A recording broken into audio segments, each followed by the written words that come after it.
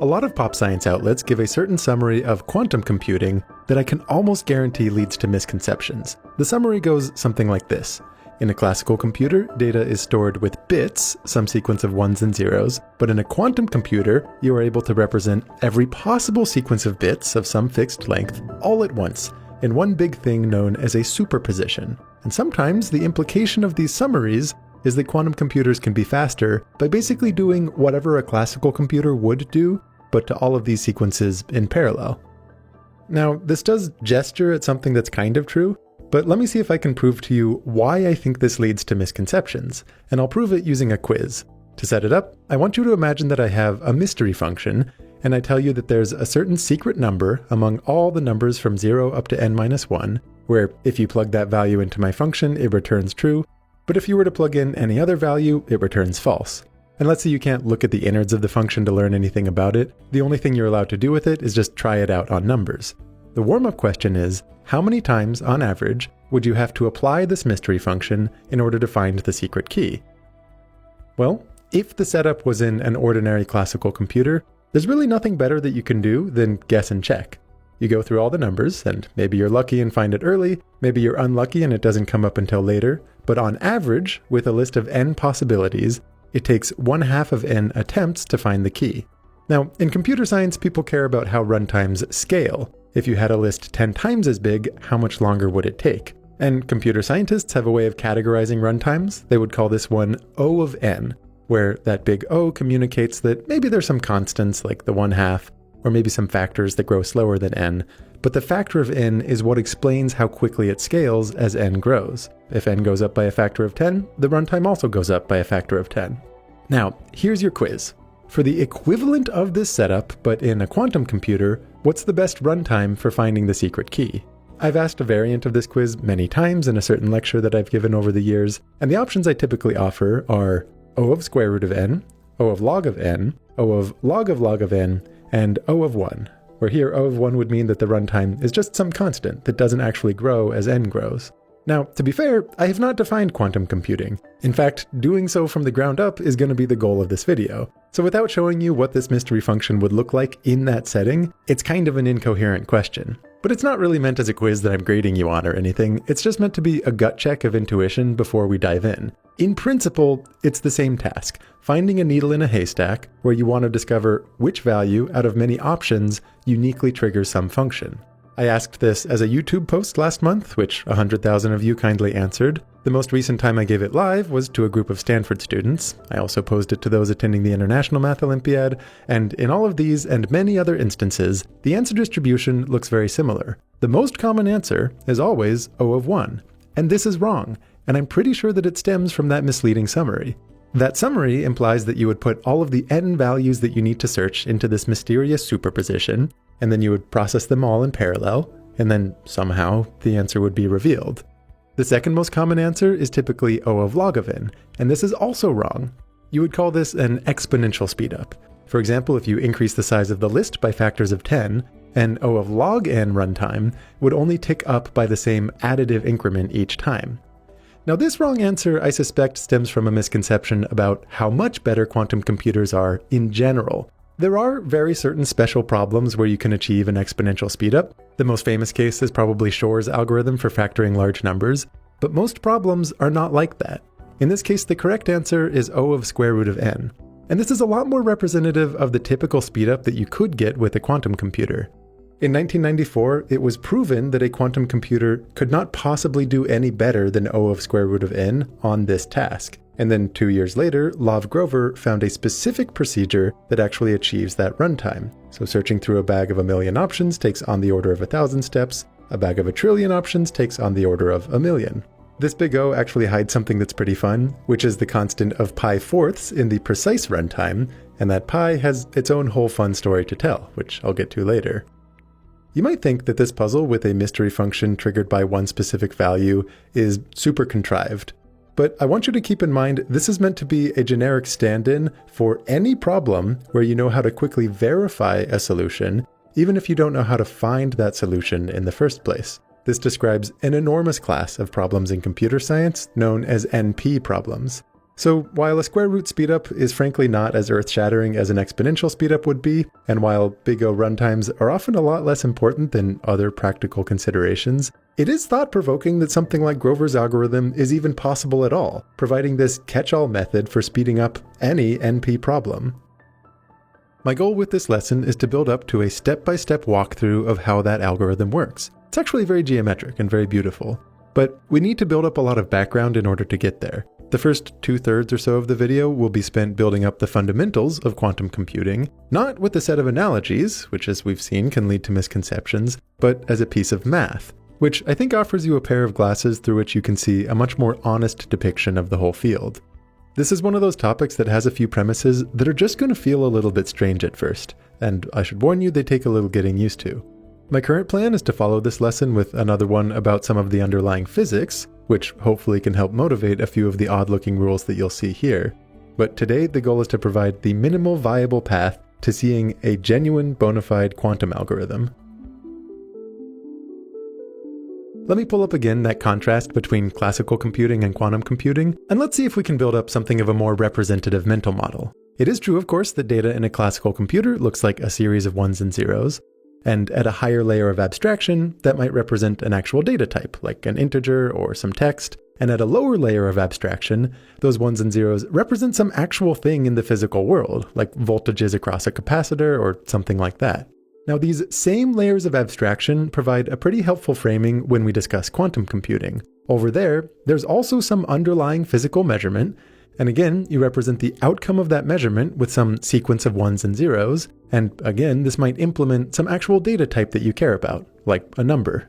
This symbol that I'm showing, by the way, is called a ket. I'll explain it properly in a couple minutes, but for right now, just think of it as conveying that something is coming from a quantum computer. Let's start things off with a description of quantum computing through the lens of that middle layer of abstraction, meaning we're going to postpone all of the underlying physics for now, which is a little bit like teaching computer science without discussing hardware. In a classical computer, there's no need to distinguish between the state of memory and what you read out from the memory. Both of them just look like the same sequence of bits. But it's a very different story in a quantum computer. Our main job today is going to be to understand something called the state vector, which is continuous. This is the thing the computer actually operates on, but it has a very unusual relationship with the values that you actually read out, those discrete sequences of bits. Before I can define the state vector, you need to know one other key difference from classical computers, which is that this value that you read out, which again just looks like some sequence of ones and zeros, is random. Or to be a little more accurate, I should say it's typically random. The way you can think about this is that if you run a program on a quantum computer, that program doesn't necessarily determine a particular output. Instead, it determines a probability distribution across all possible outputs. So for the example I'm showing on screen, this would be a very small quantum computer where the thing that you read out has 4 bits, meaning that there are 2 to the 4 or 16 possible outputs, and the specific program you run determines some kind of distribution across all those possible outputs. Some programs might manage to concentrate more probability on just one of those outputs, but other programs might give a more even spread across everything. This example, by the way, where the thing you read out has 4 bits, would be called a 4-qubit quantum computer. And more generally, if you have a k-qubit quantum computer, that means there are 2 to the k distinct possible outputs, and any program gives a distribution across all of those, and the thing that you read out has k distinct bits. That word qubit, by the way, is another thing I'm going to define more precisely in just a minute. I do want to emphasize that this distribution is implicit. You never actually see it directly, you instead infer what it must be based on the program that you run. You never see all bit strings coexisting at once in some kind of way. You just see one of them, drawn at random, according to this distribution. At a lower layer of abstraction, what I'm describing as reading out from memory looks like a physical measurement, and the randomness stems from the laws of quantum mechanics. If you're curious about the physics, that lower layer of abstraction, that's exactly what the next video is for. Up in this layer, you just think about probability distributions over all possible bit strings.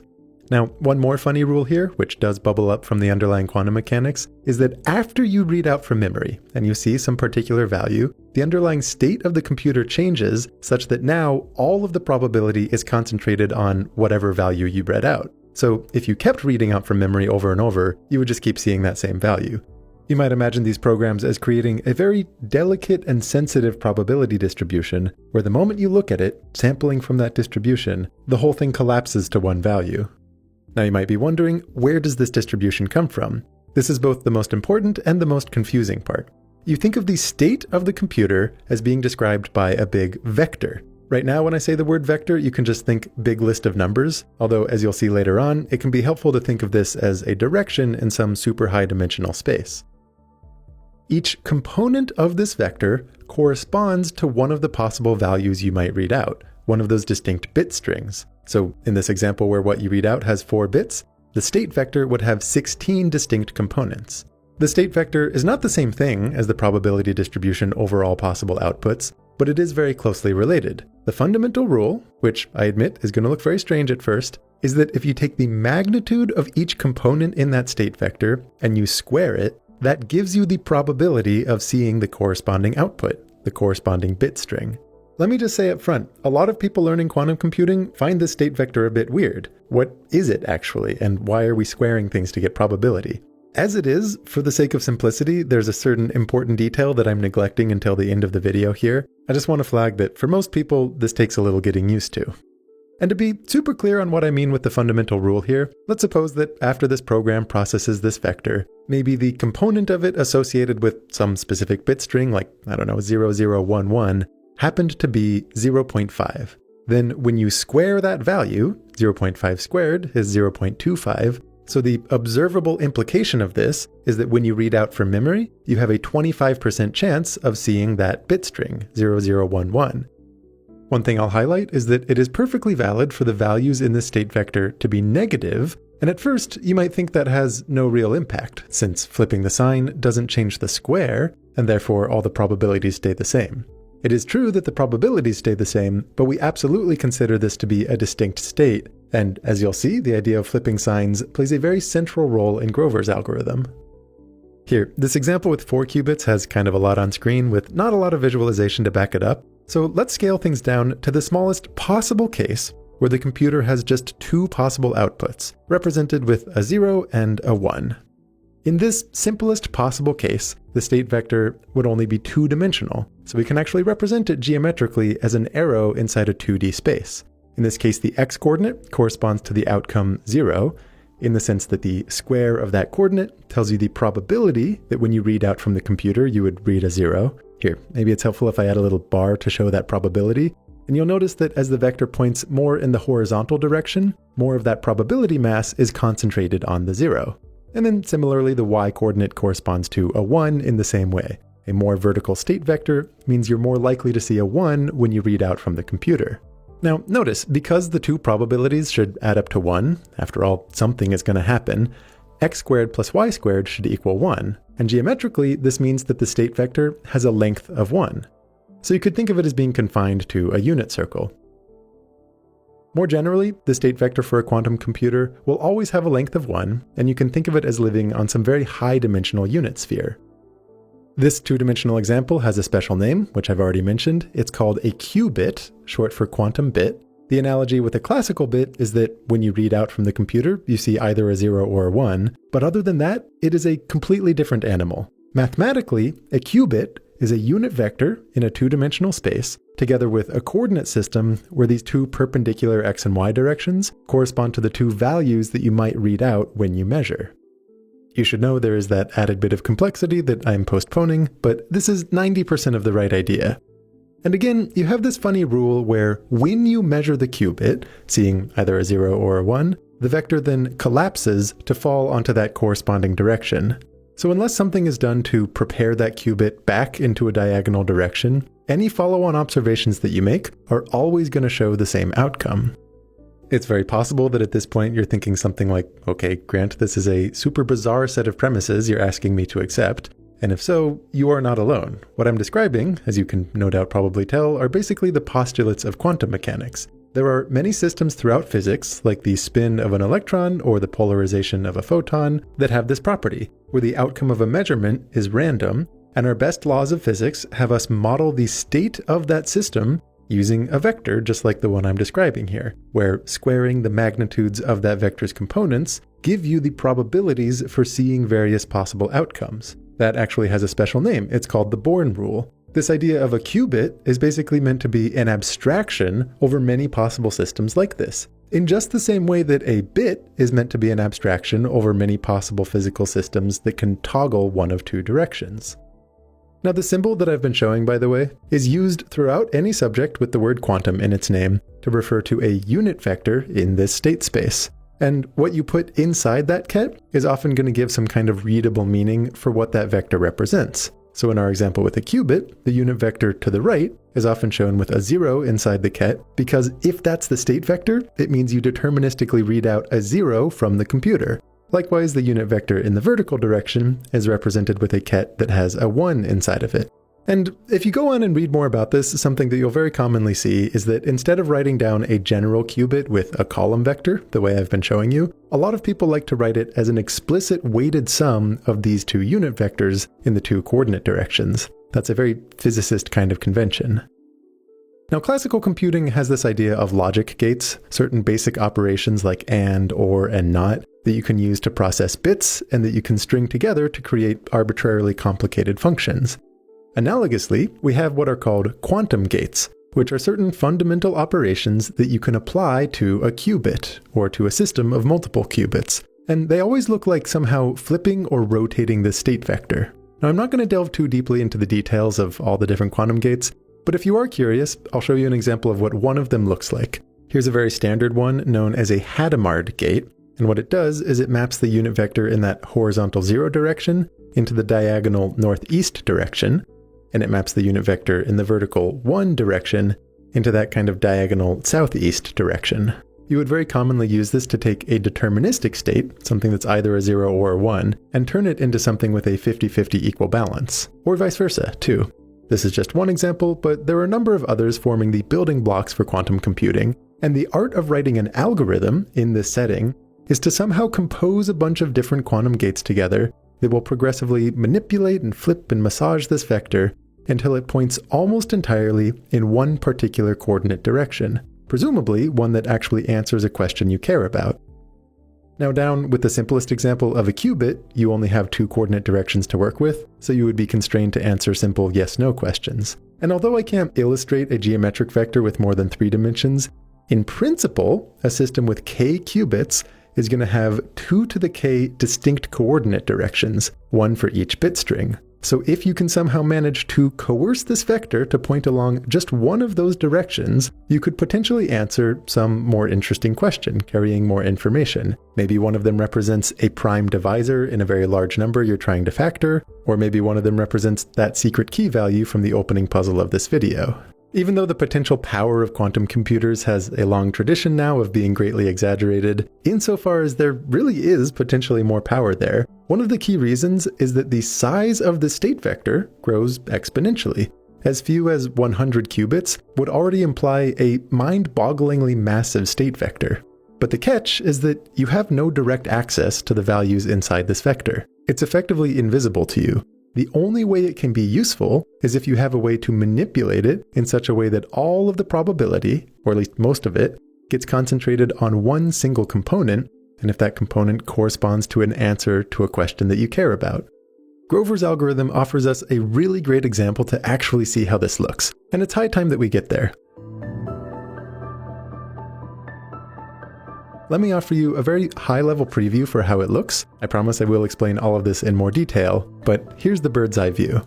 It initializes this state vector in such a way that there's an equal balance of probability across all possible outcomes. One of those outcomes is going to be the secret key that you're searching for, and the tool that you'll have available, which I promise to motivate later, is to flip the sign of the state vector at that coordinate. Now, this doesn't immediately affect the probabilities, but when you interleave this with a certain other operation, and you kind of go back and forth between the two of these, what happens is that the probability mass slowly starts to get concentrated over that secret key value. And at a certain point, almost all of it will be there, so when you read out from the computer, you will almost certainly see the secret key you're looking for. Okay, so that's the high level, but let's unpack it in some more detail. The first thing to address is this idea of flipping the sign of the component associated with the secret key. That might feel a little bit weird. Why would we assume that that operation is available to us?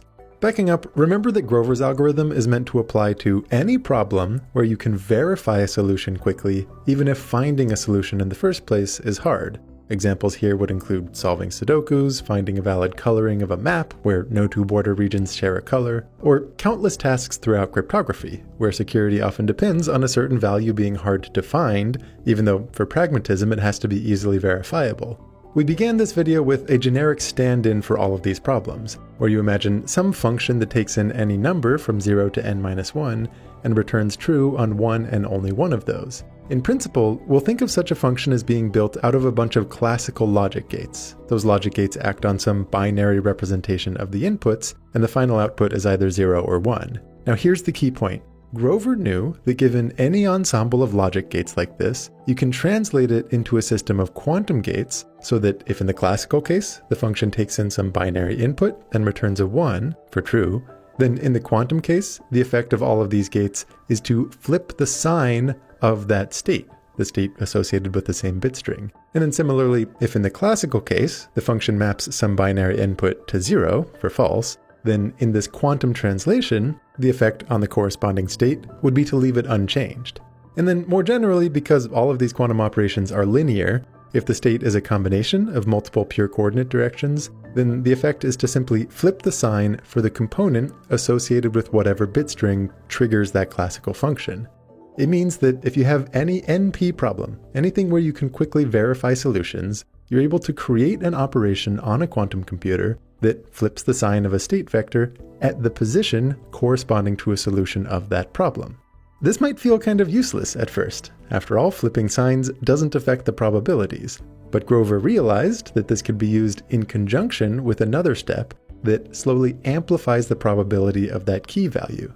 And there's actually a really nice way to visualize his algorithm. To set it up, let's imagine that our state vector has only 3 dimensions.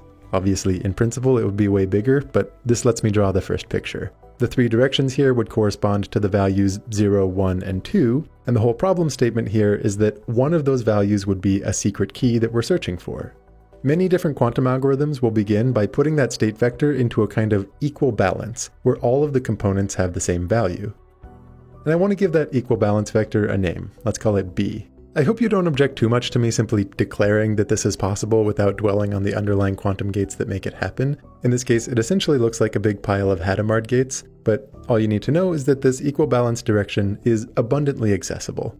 So, starting from here, the goal is to somehow coerce this vector to instead point up in that secret key direction. And what's very helpful for the visualization purposes here is that throughout Grover's algorithm, the vector only ever moves inside the 2D plane that's spanned by these 2 vectors. So what I'm going to do is draw everything on that 2-dimensional slice. And this is going to give us a faithful representation even when the full dimension is way too big for me to draw literally. The convention I'll use here in drawing that slice will be to put the secret key direction, whatever it is, along this y-axis, and then the x-axis is going to represent something that's an equal balance of all of the other states, the non-key states. So in our very small 3-dimensional example, if that secret key was the 2 state up in the z direction, that would mean this perpendicular is an equal balance of 0 and 1, which sits on the xy plane perpendicular to that z-axis. Notice, the fully equally balanced state, B, has some component in that secret key direction, since by its definition, it has a little bit of that secret key within it. Instead of drawing this slice from 3 dimensions, here's what it would look like if it was taken from some larger number of dimensions. It's almost identical, but the main difference is that that equal balance state vector gets closer and closer to being perpendicular to the secret key direction. Crucially though, this angle is never quite 90 degrees, since that balance state always has a little bit of that secret key value inside of it.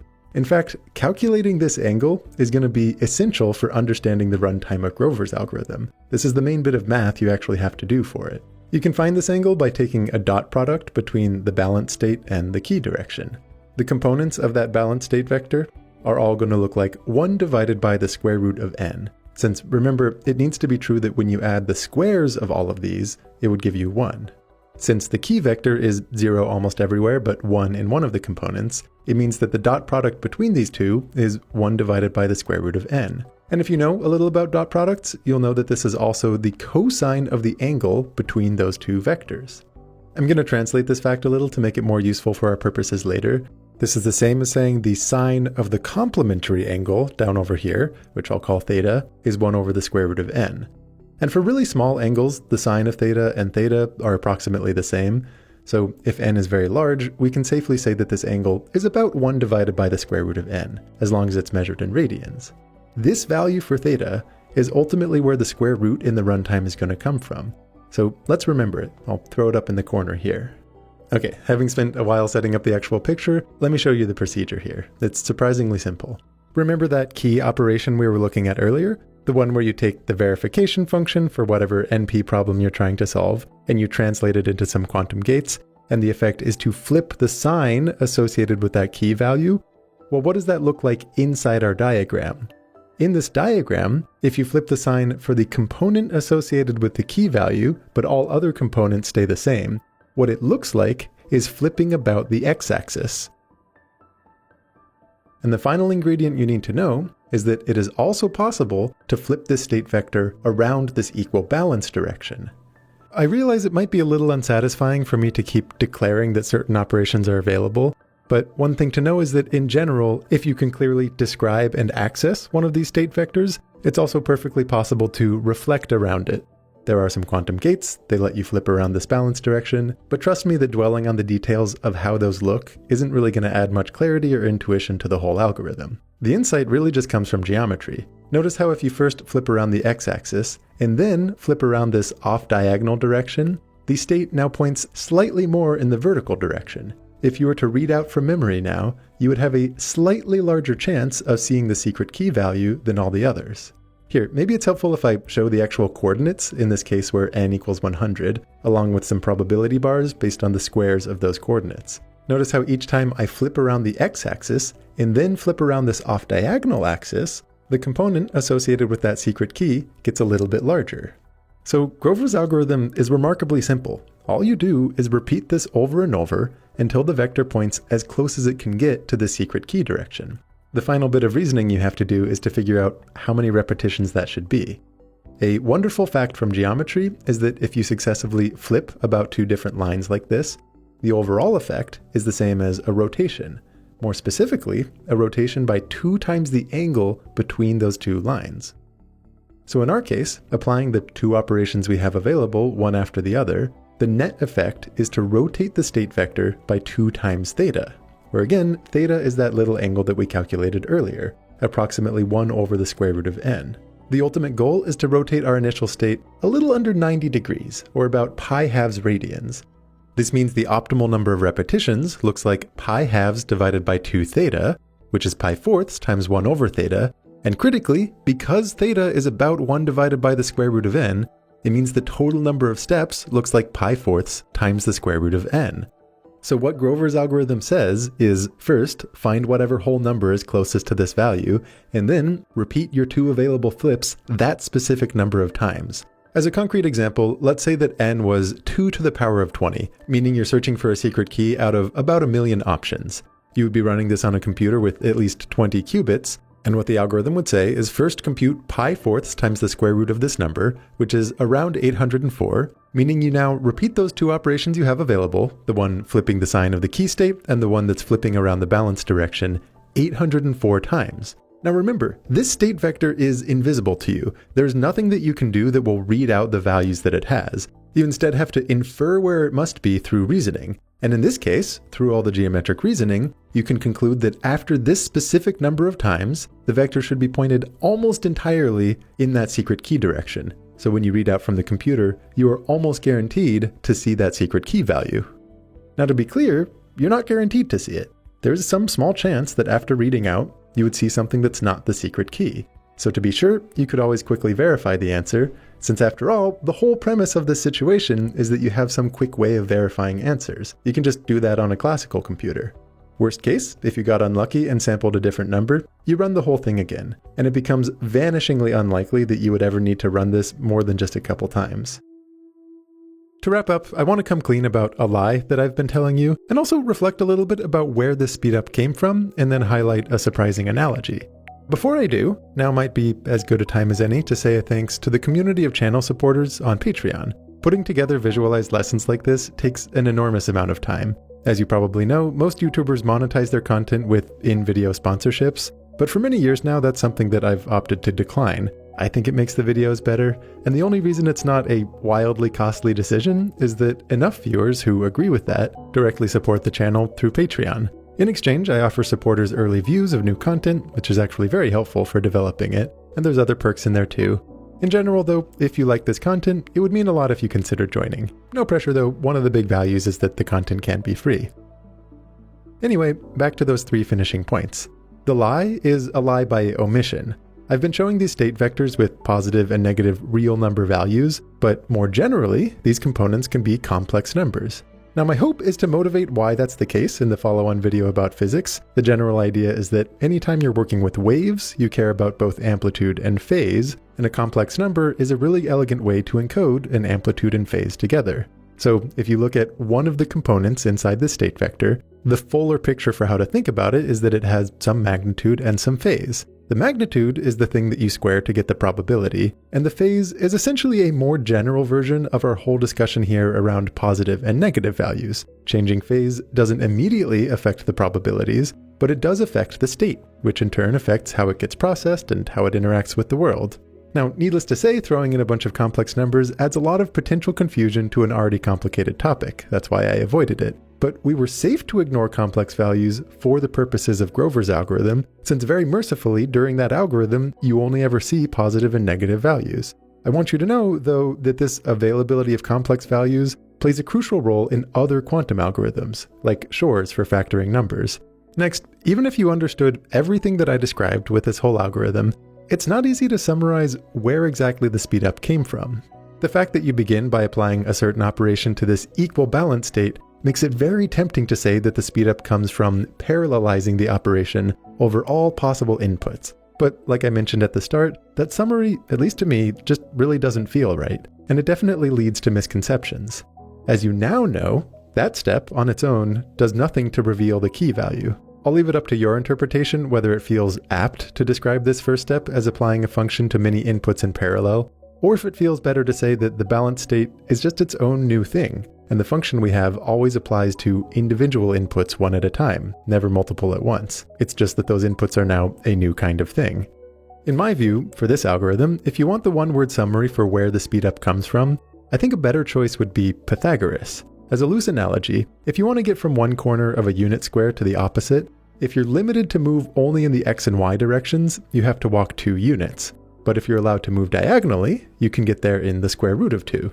And more generally, if you're up in n dimensions, you would have to walk n units to get from one corner of a cube to the opposite one if you can only move along the edges, but if you can go diagonally, you can get there in the square root of n.